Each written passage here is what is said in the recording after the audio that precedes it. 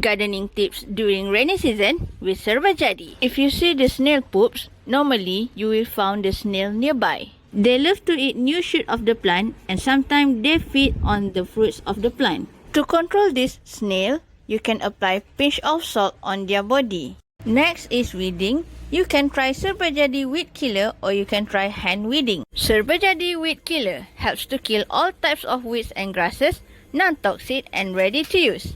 Only 2 simple steps: shake well the bottle and spray. During rainy season, observe your plant frequently. Identify the pest from its eating pattern. Save your plant from pests. Use Serbajadi neem spray. This product is 100% organic and helps to kill pests at all stages of development. We are done. Thank you. Thanks for watching. Don't forget to like, subscribe and follow our YouTube channel, Serbajadi Gardening. Gardening is Serbajadi. Let's grow joy together.